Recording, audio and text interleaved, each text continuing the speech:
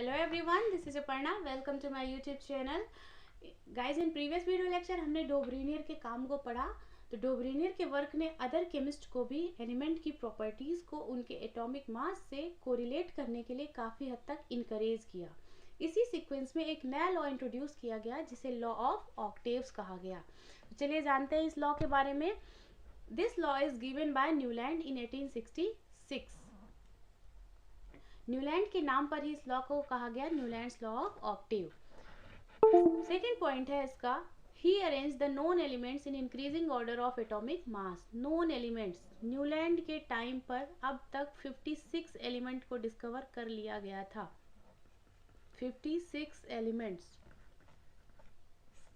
इन्होंने सबसे लाइटेस्ट मास वाले एलिमेंट से लेकर के उस टाइम के हैवीएस्ट एलिमेंट को बढ़ते हुए मास के अकॉर्डिंग अरेंज किया। जैसा कि आप जानते हैं हाइड्रोजन का मास होता है 1 एंड थोरियम का मास है 232।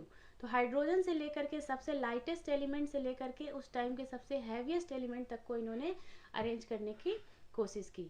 नेक्स्ट पॉइंट है, he found that every eighth element had properties similar to the first one। हर एक एलिमेंट जो फर्स्ट एलिमेंट था इस अरेंजमेंट में हर एट्थ एलिमेंट की प्रॉपर्टी फर्स्ट एलिमेंट के काफ़ी हद तक सिमिलर थी। यानी कि इसमें अगर आप मैं लिथियम को फर्स्ट एलिमेंट मान लूँ तो आप देख सकते हैं यहाँ ये second, third, fourth, fifth, six, seven और एट्थ एलिमेंट होगा सोडियम। यानी कि इनके लॉ का सिंपली मतलब था कि हर एट्थ एलिमेंट जो होगा वो फर्स्ट एलिमेंट से रिसेंबल करेगा, उनकी जो प्रॉपर्टीज होंगी काफ़ी रिसेंबल करेंगी। यानी सोडियम की जो भी प्रॉपर्टीज होंगी वो लिथियम जैसी ही होंगी। अगर बेरिलियम को आप फर्स्ट एलिमेंट मान लीजिए तो बेरिलियम की जो प्रॉपर्टी होगी उसके एट्थ एलिमेंट यानी कि नेक्स्ट एलिमेंट मैग्नीशियम के काफ़ी हद तक सिमिलर होंगी। अगर यहाँ मैं बोरॉन को फर्स्ट एलिमेंट मान लेती हूँ तो उसकी जो प्रॉपर्टीज होंगी वो एल्यूमिनियम से रिसेंबल करेंगी। तो इन शॉर्ट आप कह सकते हैं हर एट्थ एलिमेंट की जो प्रॉपर्टीज होंगी वो रिसेंबल करेंगी फर्स्ट एलिमेंट से। तो न्यूलैंड ने इसको कंपेयर किया म्यूजिकल इंस्ट्रूमेंट के नोट्स से। जैसा आप देख सकते हैं इस म्यूजिकल एलिमेंट में नोट्स यहाँ पर लिखे हुए हैं सा रे गा मा पा ध नी। तो 1 2 3 4 5 6 7 7 के बाद फिर से 8 आएगा। तो यहाँ पर देखिए ये नोट रिपीट हुआ है। फर्स्ट एलिमेंट फर्स्ट नोट भी था सा और एट्थ नोट भी है सा। यानी कि हर एट्थ नोट जो है वो फर्स्ट नोट से रिसेंबल कर रहा है। सेम इसी चीज़ को कंपेयर किया इन्होंने एलिमेंट्स के साथ कि हर एट्थ एलिमेंट जो है वो फर्स्ट एलिमेंट्स के साथ रिसेंबल कर रहा है, उनकी प्रॉपर्टीज क्या हैं आपस में सिमिलर हैं। ओके सो अब इस लॉ की मेरिट्स को जानते हैं, क्या इसके फायदे थे, क्या बेनिफिट्स हुए। तो फर्स्ट पॉइंट है periodicity as the property recognize for the first time. Newland के इस अरेंजमेंट से पीरियोडिसिटी जो थी वो पहली बार रिकॉग्नाइज की गई। अब जानते हैं पीरियोडिसिटी क्या है। तो periodicity is the repetition of similar properties of the elements. properties of the elements after certain regular interval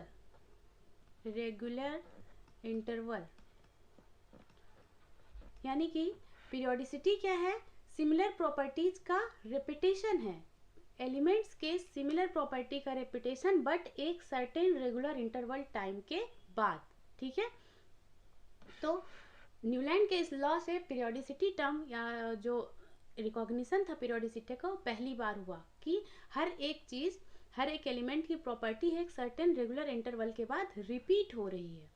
second point था ही was the first chemist to give number of to an element. उन्होंने mass के accordingly arrange किया था। तो डोब्रेनियर ने भी ये काम किया था पर उनसे न्यूलैंड का जो काम था डोब्रेनियर के कंपेयर में थोड़ा सा ज़्यादा था और फर्स्ट टाइम उन्होंने एलिमेंट्स को नंबर्स प्रोवाइड करने की कोशिश की। ओके चलिए ये तो थे मेरिट्स और लॉ के बारे में। अब जान लेते हैं कि ये बहुत ज़्यादा सक्सेस क्यों नहीं हुआ, क्योंकि इस लॉ के कुछ डिमेरिट्स भी थे। फर्स्ट डिमेरिट थी, this held true only for the elements till carbon. ये that law is valid only up to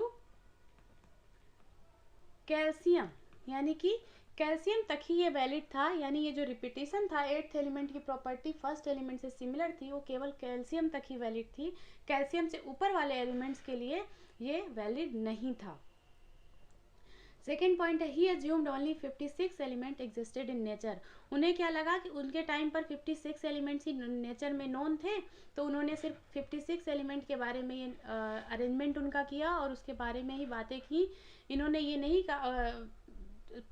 कहा कि इन फ्यूचर भी कोई एलिमेंट डिस्कवर किए जाएंगे।